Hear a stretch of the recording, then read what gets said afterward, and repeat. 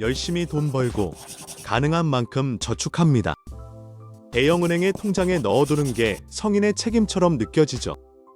그런데 몇 년을 모아도 돈은 거의 늘지 않습니다. 물가는 오르고 실질적 부는 줄어들고 있어요. 아무도 말해주지 않는 사실이 있습니다. 여러분의 돈이 통장에 가만히 있는 동안 사실은 엄청나게 활발하게 움직입니다. 그 돈으로 은행은 수익을 창출하고 여러분은 거의 아무것도 받지 못합니다. 은행의 작동 방식 안에는 숨겨진 돈의 시스템이 내장되어 있습니다. 이해하면 생각이 완전히 바뀝니다. 지금까지 여러분은 그 시스템의 불리한 쪽에 서 있었다는 걸 알게 될 겁니다. 그런데 오늘부터 그 위치를 바꿀 수 있습니다. 대부분 사람은 대형은행의 보통예금이나 저축예금에 두는 것이 안전하고 책임있는 선택이라고 믿습니다. 교육과 사회가 그렇게 가르쳐 왔기 때문이죠.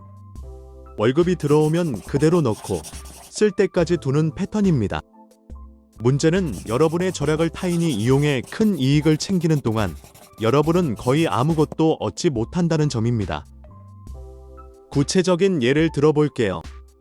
지은이라는 직장인이 있습니다. 연봉은 5,500만 원 정도 벌고 대형은행에 1,000만 원을 저축해 두었죠.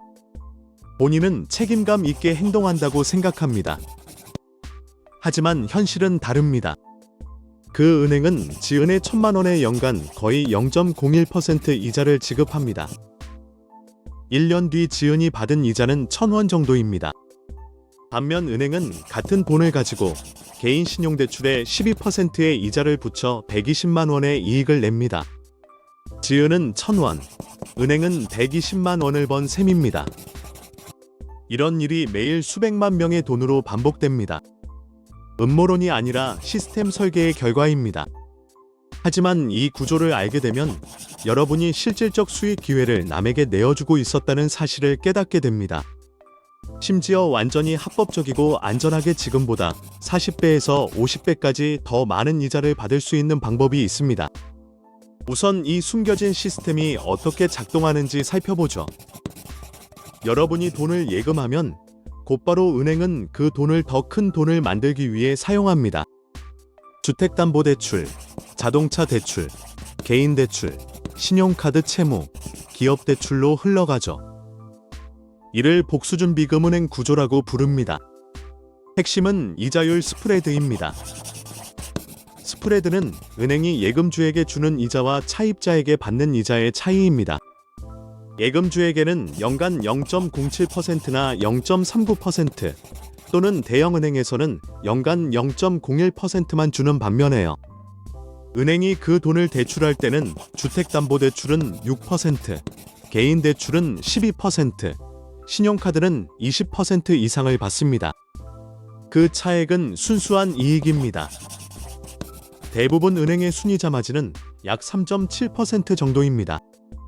예를 들어 1,000만 원을 연 0.07%짜리 통장에 넣어두면 연간 7,000원을 벌게 됩니다.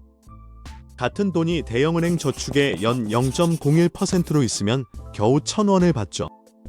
그런데 연 4%에서 5%를 제공하는 고수익 예금에 넣으면 연 40만 원에서 50만 원을 벌 수 있습니다.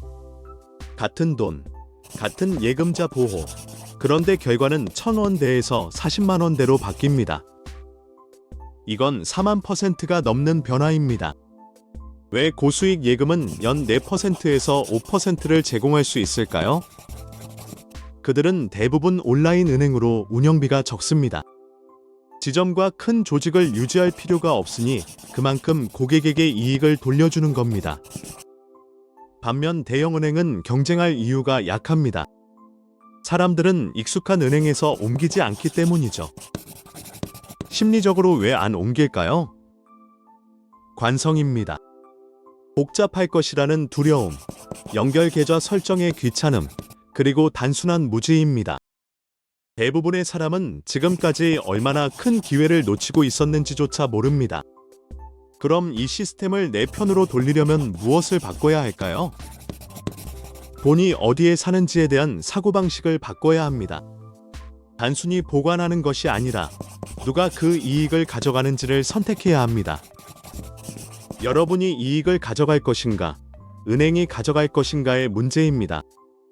예를 들어 긴급자금으로 1,500만 원을 보유하고 있다고 합시다. 그 돈이 연 0.07%짜리 계좌에 있으면 연간 10,000원 정도를 벌고 끝납니다. 하지만 연 5% 고수익 예금으로 옮기면 연 75만 원 정도를 벌게 됩니다.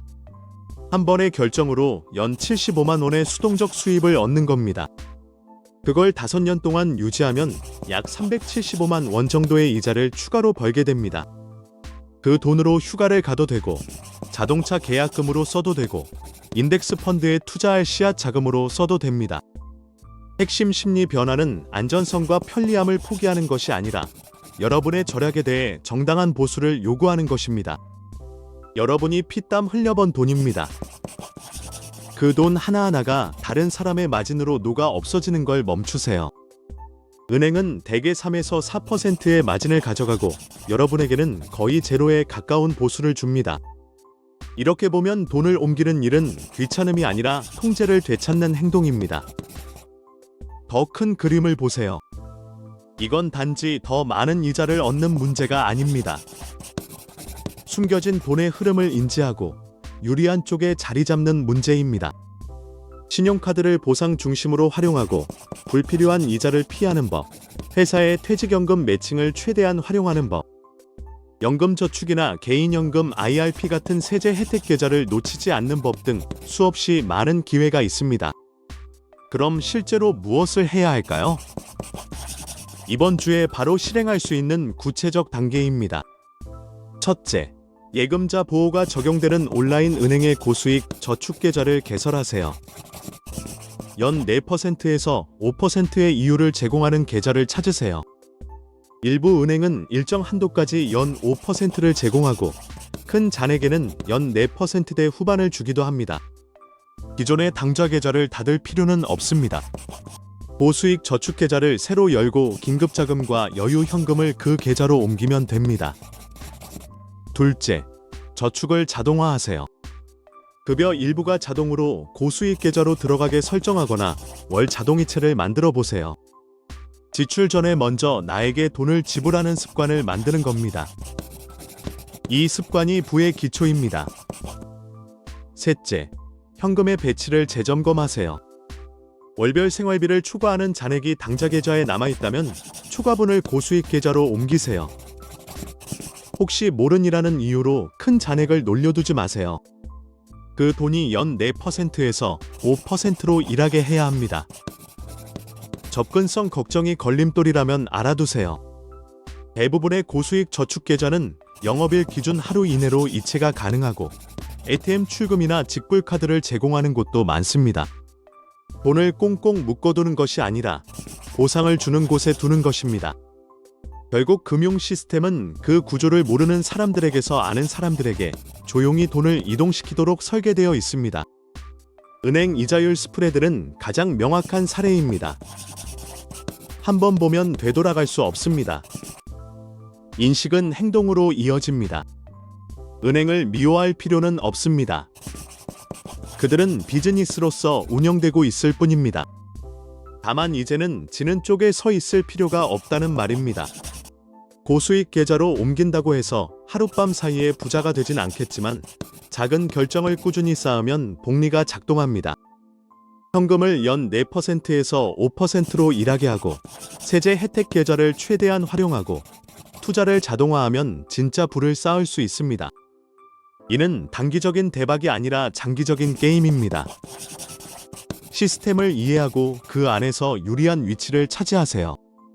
여러분은 돈을 위해 열심히 일했습니다. 이제는 돈이 여러분을 위해 열심히 일하도록 하세요. 이 영상이 시야를 넓히는 데 도움이 되셨다면 머니 스케치 채널을 구독하고 알림 설정해두세요. 좋아요 한 번만 눌러주세요. 댓글로 여러분의 경험을 남겨주세요. 다음 영상에서 계속됩니다. 매주 머니 스케치에서는 학교에서 절대 가르쳐주지 않는 숨겨진 돈의 시스템을 쉽게 풀어드립니다. 시청해주셔서 진심으로 감사합니다. 끝까지 함께해주셔서 정말 큰 힘이 됩니다. 앞으로도 유익하고 재미있는 영상으로 찾아뵐 테니 채널을 구독하시고 계속 함께해주세요. 감사합니다.